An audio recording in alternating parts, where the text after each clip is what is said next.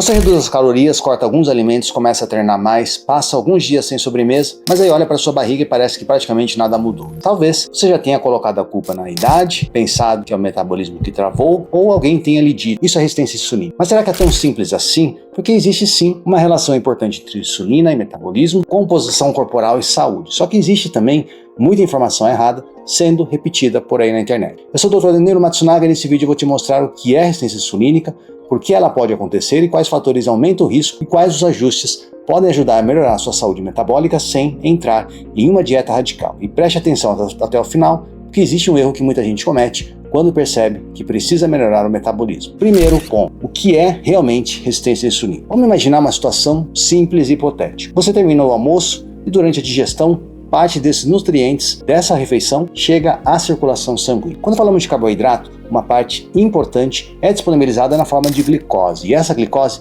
ela pode ser utilizada como energia. Só que ela não deve simplesmente permanecer circulando no sangue. E é aí que entra a insulina. A insulina é um hormônio produzido pelo pâncreas e participa diretamente do controle da glicose. De forma simplificada, ela ajuda o organismo a utilizar e armazenar essa energia. Agora imagine que com o passar do tempo, determinados tecidos começam a responder de maneira menos eficiente à ação dessa insulina. O mesmo sinal passa a produzir uma resposta menor. O que o organismo faz? Tenta compensar. O pâncreas pode produzir mais insulina para conseguir manter a glicose sob controle e é justamente aqui que muita gente se confunde, porque pensa, se a minha glicose está normal, então meu metabolismo está perfeito. Não necessariamente. Em determinadas fases, o organismo ainda consegue compensar uma menor sensibilidade à insulina, ou seja, a glicose pode ainda não estar muito alterada, enquanto o corpo faz o esforço cada vez maior para manter esse equilíbrio. Agora vem uma informação muito importante. Resistência à insulina muitas vezes não provoca sintomas específicos. Isso precisa ficar claro porque hoje qualquer coisa virou sintoma de insulina alta. Sentiu sono depois do almoço? É insulina. Sentiu vontade de chocolate? Acumulou gordura na sua barriga? Não é assim que se faz o diagnóstico. Fome frequente pode acontecer porque sua refeição é pouco saciante, pode acontecer porque você está comendo pouco, pode acontecer porque dormiu mal, vontade de doce também não é um exame laboratorial e sonolência pode ter várias explicações. E dificuldade para emagrecer também pode acontecer por diversos motivos. Então a pergunta correta não é se eu tenho algum desses sintomas, e sim se existe um conjunto de fatores que aumentam o meu risco metabólico. Aí a conversa muda e se existe excesso de peso, especialmente associado ao aumento da circunferência abdominal, se existe histórico familiar de diabetes tipo 2, se você passa a maior parte do dia sentado, se já teve glicose alterada, pressão alta e outras alterações metabólicas. Faz muito mais sentido investigar nessas situações. Agora aparece outra pergunta. Então resistência insulínica impede o emagrecimento? Não transforma uma questão complexa em uma explicação única. Emagrecimento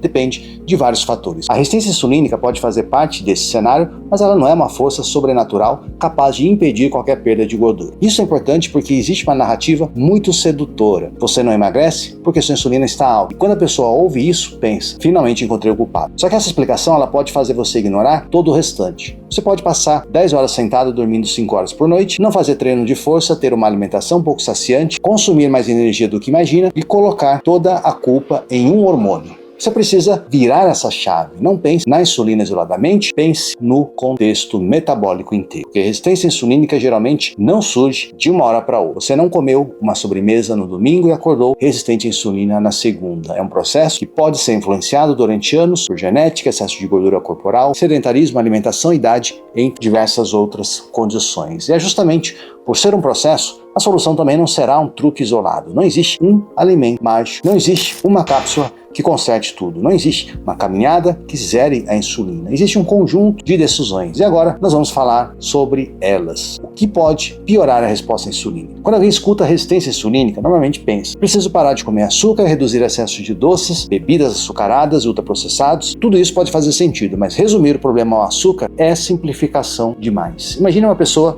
que tome café da manhã com alimentos refinados e pouca proteína. À tarde, acaba beliscando ultraprocessados, chega em casa cansada e pede alguma coisa à noite. Depois do jantar, ainda procura sobremesa. Repete isso praticamente todos os dias. O problema não é apenas o açúcar. É um padrão alimentar que pode ser muito mais fácil de consumir em excesso, pobre em fibras e pouco saciante. E aqui existe um detalhe importante. O que faz todos os dias pesa muito mais do que aquilo que você faz de vez em quando, ou seja, um pedaço de bolo no aniversário não define seu metabolismo. O padrão repetido durante meses e anos é muito mais importante. Agora vem um fator que muita gente ignora, o sedentarismo. Imagine alguém que acorda, toma café, sentado, vai para o trabalho de carro, passa horas sentado numa cadeira, almoça, volta para a cadeira, chega em casa e senta novamente. Talvez essa pessoa até treine, vamos botar aqui 3 vezes por semana.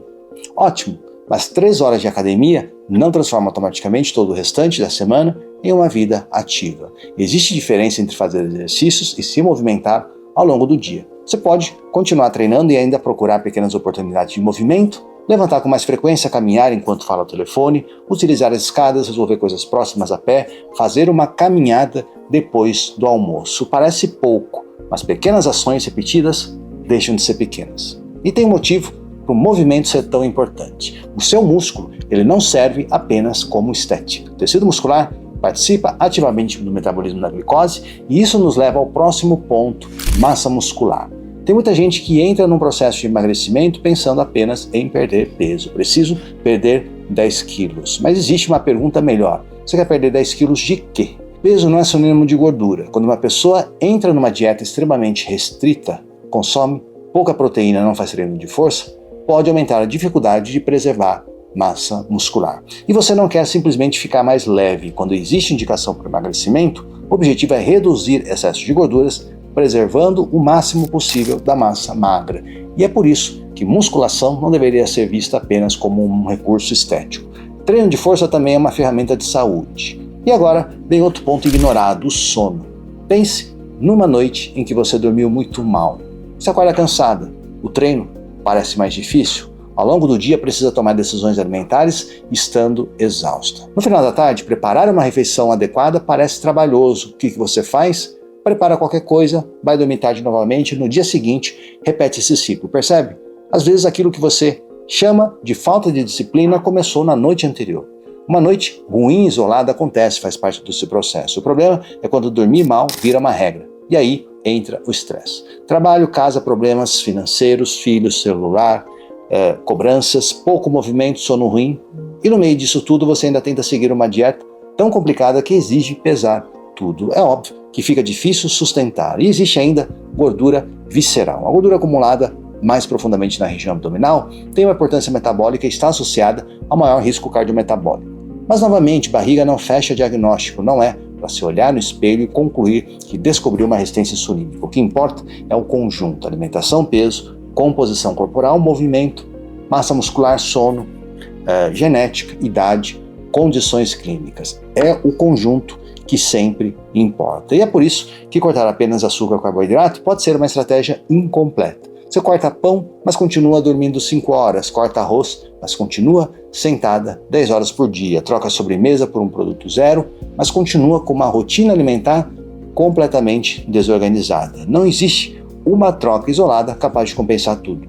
Se enquanto eu falo, você percebeu que alimentação, movimento, sono e rotina estão todos desorganizados, esse é justamente o tipo de processo que eu trabalho no Destrave Metabólico. Meu protocolo de 14 dias, e preste atenção na proposta, não são 14 dias para curar a resistência insulínica, são 14 dias para começar a organizar as bases, porque antes de procurar suplemento, protocolo avançado ou dieta mirabolante, você precisa fazer o básico funcionar.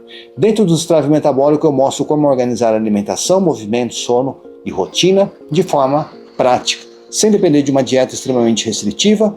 Com acesso vitalício, você tem 7 dias de garantia e encontra o link aqui embaixo na descrição. Agora vem a parte mais importante, o que fazer na prática. O primeiro ajuste é parar de olhar apenas para quando você come e observar como a refeição está montada. Imagine 2 cafés da manhã. No primeiro, a pessoa come basicamente um alimento refinado, rico em carboidrato, come rápido e sai. Pouco tempo depois, já está procurando outra coisa. No segundo, existe proteína, algumas fontes de fibras vegetais, uma fruta, uma quantidade de carboidrato adequado no contexto daquela pessoa. A estrutura é completamente diferente, você não precisa necessariamente eliminar tudo aquilo que gosta, pode precisar montar melhor aquilo que come. Essa mudança de raciocínio é enorme. Em vez de perguntar o que eu preciso tirar, pergunte o que está faltando nessa refeição. Segundo ajuste, melhore a qualidade dos carboidratos que aparecem com mais frequência. Isso não significa eliminar arroz, pão, massa, batata, feijão ou frutas. Uma coisa é rotina baseada em refrigerante, doces e ultraprocessados. Outra coisa, completamente diferente, é uma alimentação que inclui arroz, feijão, frutas, vegetais, dentro de um contexto equilibrado. Então não faça terrorismo nutricional. Olhe para aquilo que aparece todos os dias. Terceiro ajuste: movimente-se depois das refeições, quando possível. Terminou o almoço? Em vez de ir para o seu escritório e já sentar na sua cadeira, procure caminhar 5, 10, 15, 20 minutos. Não fique travado em um tempo definido, tá? Utilize os músculos e interrompa o ciclo do sedentarismo. Você pode dar uma volta no quarteirão, andar dentro do condomínio, subir algumas escadas. O importante é abandonar o pensamento de tudo ou nada. Quarto ajuste: treino de força. Tem muita gente tentando emagrecer que faz apenas cardio, corre, pedala, faz esteira, e treino cardiovascular pode ser excelente, mas força e massa muscular também precisam entrar nessa conversa, principalmente à medida que nós envelhecemos. E existe um medo comum, especialmente entre mulheres: se eu fizer musculação, vou ficar grande demais. Você não vai desenvolver uma quantidade enorme de massa muscular por acidente, simplesmente porque começou a treinar, mas pode ganhar força, funcionalidade e condicionamento e melhorar a preservação muscular durante o seu processo de emagrecimento. Agora, se você está sedentária há anos, tem alguma doença ou limitação importante, não tente compensar 10 anos amanhã.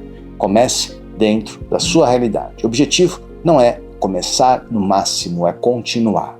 Quinto ajuste: sono. Talvez você esteja tentando consertar durante um dia um problema que começa todas as noites. Fica acordado até tarde, passa o dia cansada, usa café para compensar, não tem energia para treinar, chega no final da tarde exausta, come o pior e vai dormir tarde novamente. Então observe a que horas que você dorme, a que horas acorda, existe alguma regularidade. Você passa muito tempo no celular antes de dormir, toma cafeína muito tarde, acorda várias vezes, ronca, acorda cansada, mesmo dormindo várias horas. Algumas dessas situações podem até justificar uma avaliação médica, então perceba, não existe saúde metabólica olhando apenas para a comida. Existe um último ajuste que facilita todos os outros: redução de atrito.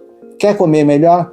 Tem opções melhores em casa. Quer treinar? Defina os dias. Quer caminhar depois do almoço? Escolha previamente onde vai caminhar. Quanto menos decisões você precisar tomar estando cansada, maiores suas chances de executar. Força de vontade oscila, rotina ajuda, ambiente ajuda e planejamento ajuda. E tudo isso nos leva ao maior erro de todos: o erro que faz você começar e parar.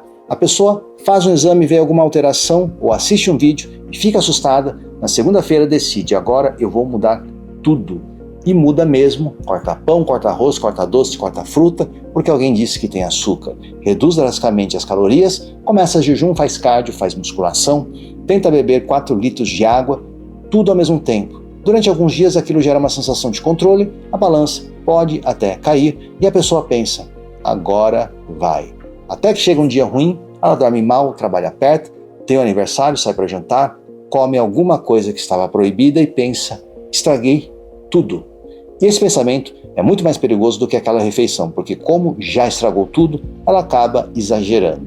Depois se sente culpada, no dia seguinte tenta compensar, come menos, fica com mais fome, exagera de novo e começa o ciclo. Restrição, fome, culpa, abandono, recomeço. Talvez você esteja fazendo isso há anos e o problema não seja falta de informação. Talvez você saiba que precisa comer proteínas, vegetal faz bem, exercício é importante, deve dormir mais. O que está faltando é uma estratégia que caiba na sua vida. Preste bastante atenção.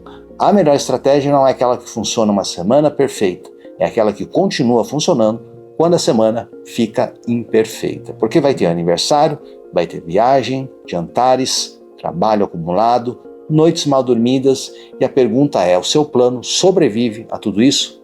Porque se uma sobremesa te faz desistir de 7 dias de alimentação, o problema não é a sobremesa, é a lógica de tudo ou nada. Comeu algo fora do planejado no almoço? Volte ao normal no jantar. Não precisa esperar segunda-feira. Perdeu um treino? Faça o próximo. Não transforme um dia ruim numa semana inteira. Faz parte do processo e existe outro erro: querer resultados imediatos. Você começa na segunda, na sexta-feira sobe na balança e conclui: não funcionou. Foram poucos dias, não desista. O peso corporal varia, água, sódio, conteúdo intestinal, ciclo menstrual, então um número isolado não consegue resumir toda a evolução. Talvez a sua fome esteja melhor, treino melhor, talvez esteja dormindo mais, a rotina alimentar esteja ficando mais fácil de manter. Esses sinais também importam, isso não significa ignorar a balança, significa parar de transformar a balança no seu único juiz. E existe um terceiro erro, achar que precisa sofrer para funcionar. Se a dieta está fácil, acha que não é forte o suficiente. Se não está com fome, pensa que não vai emagrecer. Se não saiu destruído do treino, acha que treinou pouco. Sofrimento não é medida de resultado. Não existe um prêmio para quem consegue fazer a dieta mais insuportável durante menos tempo. Essa talvez seja a mensagem mais importante. O objetivo não é encontrar a dieta mais radical que você consiga seguir durante 15 dias. É construir hábitos que você consiga manter tempo suficiente para o seu organismo responder. E no fundo é isso. Você não precisa ser perfeita, precisa ser consistente. Não precisa cortar tudo, precisa identificar os maiores problemas da sua rotina, cuidando da sua saúde metabólica com inteligência. E se você sente que já sabe várias dessas coisas, mas ainda tem dificuldade para organizar tudo isso na prática, o meu programa de estágio metabólico foi criado justamente para te ajudar nesse primeiro passo. Durante 14 dias, eu mostro como organizar alimentação, movimento, sono, rotina de maneira progressiva, sem depender de uma dieta extremamente restritiva. A proposta não é prometer um milagre em 14 dias, é usar esses 14 dias para começar a construir a base. Você fica com acesso vitalício ao conteúdo, 7 dias de garantia, encontra todas as informações no link aqui embaixo na descrição. E se você já teve exames alterados, apresenta fatores de risco ou suspeitas de pré-diabetes ou diabetes, procure uma avaliação individual. Não altere medicamentos por conta própria e não use um vídeo na internet para fechar diagnóstico. Agora me conte aqui nos comentários qual dessas coisas mais atrapalha você hoje. Alimentação, falta de movimento, sono ou dificuldade de manter a consistência. Escreva aqui porque eu quero entender onde está a sua maior dificuldade de quem acompanha o canal. E se este vídeo te ajudou a entender a resistência insulínica sem terrorismo e sem solução milagrosa, deixa o seu like, se inscreva aqui no canal, compartilhe com alguém que ainda acredita que cuidar da insulina significa nunca mais comer carboidrato e a gente se vê no próximo vídeo.